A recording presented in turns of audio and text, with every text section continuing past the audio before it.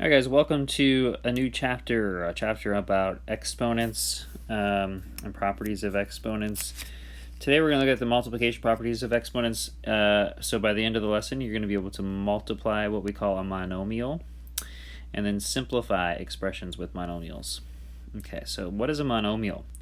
A monomial is a number, a variable, or the product of a number and one or more variables with positive integer exponents. Okay, so basically we can look at individual monomials and expressions because they're typically between addition and subtraction signs. Notice there's no addition and subtraction signs with a single monomial. So I can write a single number, like the number 5 or any number you want, 100, 200, doesn't matter. Okay, as long as there's not an addition sign with that number, that is considered a monomial. Notice that I can also multiply that 5 by x. Okay, that's a multiplication problem. The variable still has a positive exponent. Okay, and then notice for number 3 we have 3 pieces there that are multiplied together. Since there's no addition or subtraction signs and those exponents are all positive on that, that is also considered a monomial. Okay, so these are all examples of monomials. So non-examples would be 5 plus x. That's called a binomial because it includes 2 monomials. If you looked at each of these individually, they would be monomials. But together, this is called a binomial. We have a plus sign in between. And then we have x to the negative 2. Anything with a negative exponent does not work, which includes something like this. If I have 5x over y, I don't know if you guys know this, but that could be rewritten as 5 times x times y to the negative 1. Therefore, that y has a negative exponent. So we don't want anything with a variable in the denominator. Okay, that is just not a monomial, because what it does is it creates a negative exponent. All right, so example 1, they want us to look here at a, b, c, and d and talk about whether or not this is a monomial. Okay, so for the first one here, hopefully you're seeing that that is 2 pieces separated by a plus sign. That is not a monomial, so I'm going to say no because it has addition in there. The second one, this is a monomial because it is the product of numbers and variables with positive exponents, and that's what a monomial is. And then notice for C here, C is the same thing as, notice there is a fraction, which you should have a red flag when there's a fraction. But we're not dividing by a variable, we're dividing by a whole number.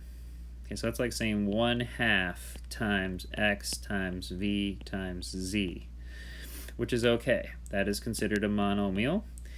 But notice for this one, mp over n, that's the same thing as m times p times n to the negative 1.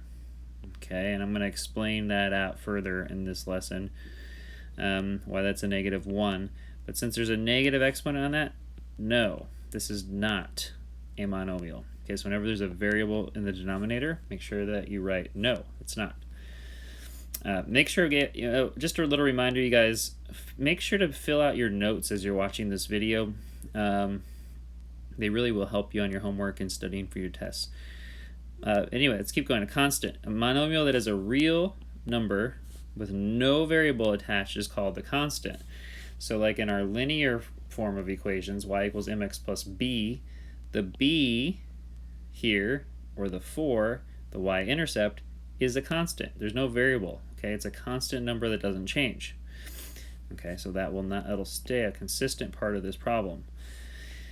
Let's continue on before we go to example 2. Let's get into some product of powers. So notice, you guys, this is a new rule for probably many of you. If you multiply exponents with the same base, okay, that's important, they have the same base. If you have the same base, you simply, if you're multiplying between them, you simply add the exponents. Here's why.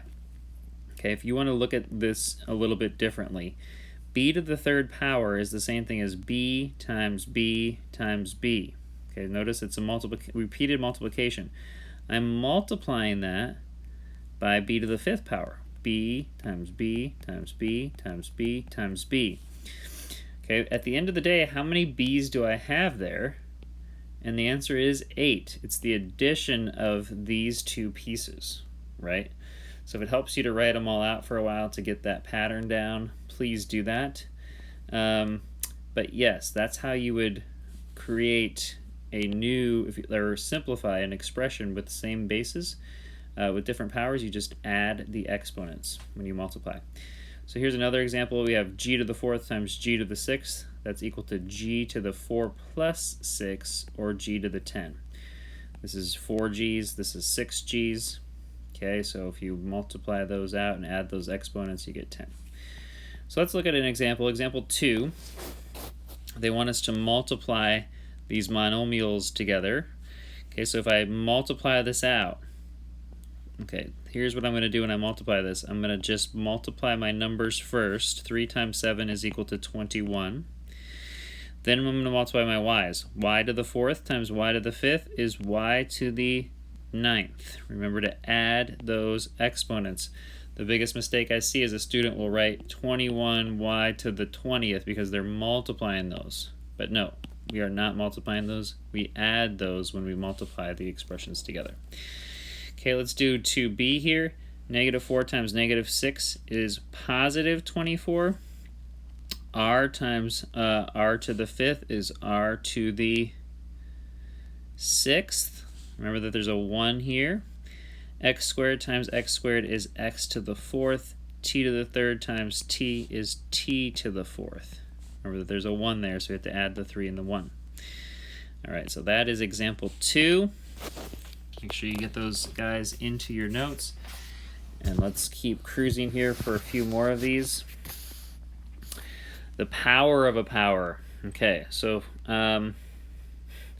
yes, there's a YouTube video on this that explains this out if you want to see more about this. But for a power to a power, I want to show you something about this. This is saying we're going to take b to the 3rd power, which is b times b times b, and we're going to do that 5 times. B times b times b. Okay, b times b times b. You guys get the point. Okay, so you should see 5 of those. So there's 5 of these b to the 3rds, right? So all together we have, if you count those up, that's 3, 6, 9, 12, 15 b's. So whenever you take a power to a power, which will always be with, there'll always be some parentheses here. When you take a power to a power, you multiply the two pieces. So 3 times 5 gives you that 15. So that's what the power of a power rule is. Make sure you get this into your notes. Very important because you're going to do a lot with this. Okay, so g to the 6th to the 7th power just means 7 groups of g to the 6's. So that's 6 times 7, which is equal to 42. So we have g to the 42nd power. All right, let's look at example 3. It says to simplify this. So following our order of operations, we're going to go with our parentheses first, and we're going to go with the innermost parentheses. So 2 to the 2nd power is simply 4. So now I have 4 squared in here. And you could technically just use regular exponents at this point to the 4th power. Okay, 4 squared is 16. 16 to the 4th power is equal to 16 times 16 times 16 times 16. Okay, and so when you do this out, you end up with, let's see here, let's go to 16 to the 4th power. See if hopefully you guys can still see this. I don't know that I've ever done this where I go outside of that screen. I think you're good.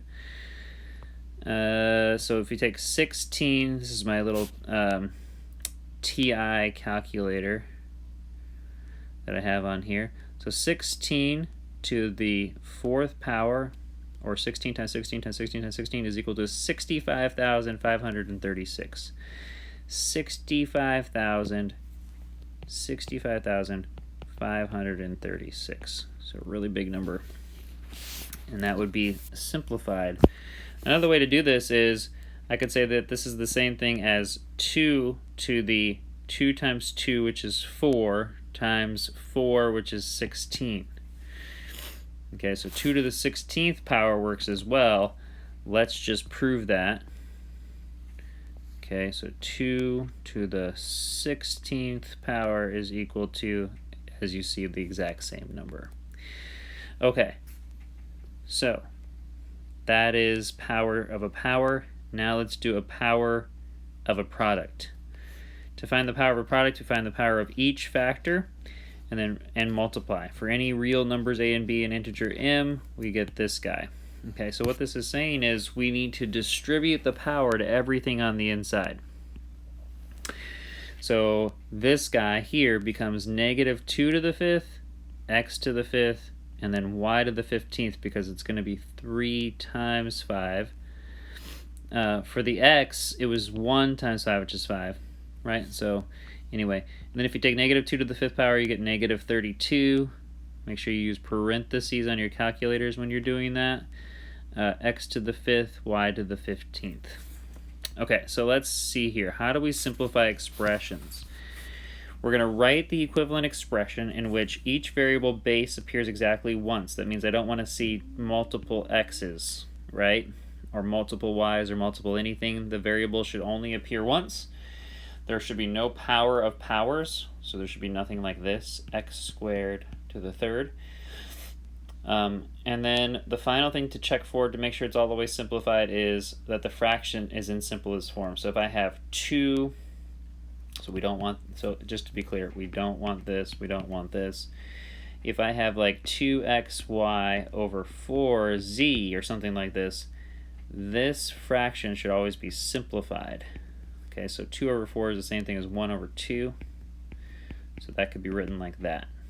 Okay, so make sure you simplify your fractions. So let's do this. We're going to simplify this guy. Okay, and then we're going to make sure that we follow our steps. So to simplify this, let's just start getting rid of our power of powers. Let's take our 2 and distribute it out to everything. So 3 to the 2nd power is 9. X to the 2nd power is x squared. Y to the 4th power to the 2nd power is y to the 4 times 2, which is y to the 8th. Okay, we're going to multiply this thing by our next thing. Negative 2 to the 3rd power is the same thing as negative 2, because notice I'm just distributing this 3 out to every piece, right? Negative 2 times negative 2 times negative 2. Negative 2 times negative 2 is positive 4 times negative 2 is equal to negative 8. So negative 2 to the 3rd is negative 8. And then we have y squared, but that's taken to the 3rd power, so 2 times 3 is 6. Okay, so now we need to multiply those two pieces out. Okay, so to multiply those two pieces out, we have 9 times negative 8, which is negative 72. X squared, there's no x's in the other term, and then I have y to the 8th times y to the 6th, which is, remember to add these, y to the 14th. Okay. So here we go. Let's keep cruising here.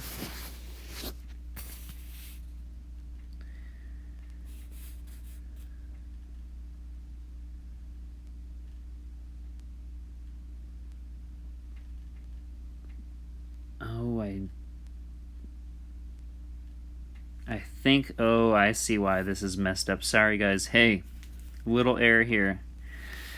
Just so you know. If this parenthesis was covered here, I want to be very clear about this. If there was another parenthesis there, which I think I just forgot to put in, if this was a parenthesis here, then I would need to square the 2 first, the negative 2, and then take that to the 3rd power. Okay, so if I end up doing that, that changes my answer quite a bit. And I think I end up with 576 here instead. Okay, so don't be too confused. I would just take this parenthesis away on the example. Or if the parenthesis is there so you don't get confused when you look at it later, this becomes 576 because you have negative 2 squared, which is 4. 4 times 3 is 60. 4 to the 3rd power, I'm sorry, is 64. So then you have 64 here instead of negative 8. and then 64 times 9 gives you the 576. So just make sure you either get rid of those parentheses in there, and then this is your answer. If the parentheses are in there, then it's 576x squared y to the 14th. I apologize. Just wanted to be clear on that one. Okay, so example 4, we're going to simplify this guy. We have 1/2, and I think this actually might be in the new textbook example 5, so you might want to change that, because if you're looking in your homework on example 5 type stuff, it'll be like this. So let's go ahead and do this one. So we have 1/2. We have to take the third power to each piece, right? So if I take 1/2 to the third power, notice that's 1/2 times 1/2 times 1/2. 1 times 1 times 1 is 1. 2 times 2 times 2 is 8. So that's going to be 1/8. And then we have a squared to the third power, which is a to the 6th. And then we have b squared to the third power, which is b to the 6th. Okay. And then we're going to take that and multiply it by this guy. So this is, notice this is in parentheses here, so we have to take the 2 to each piece. -4 squared is 16. B squared, and then we have to square that whole thing. Okay, so for my next line down, I'm going to keep my 1/8 a to the 6th, b to the 6th. I'm just going to leave that, and then I'm going to simplify this thing out. 16 squared, that's the same thing as 16 times 16. If we go to my calculator here, because I don't know what that is, so 16 times 16 is equal to 256. Okay, so for 256, we have 256 here, that's 16 squared. And then we have b to the b squared, which is b to the 4th, right? So we end up with this. Let's make some room here, change some color here. So my final answer here, if I take 1/8 of 256, I get 32. Okay, so I took this times that, I got 32. Then I have a to the 6th, and then b to the 6th times b to the 4th is b to the 10th. Remember to add your exponents. Okay, so that's the end of this lesson, you guys. I know that for many of you this will be a little bit of a harder lesson, because you may not have done much with these, but that's okay. Be patient with yourself and ask lots of questions in class. We'll catch you guys there.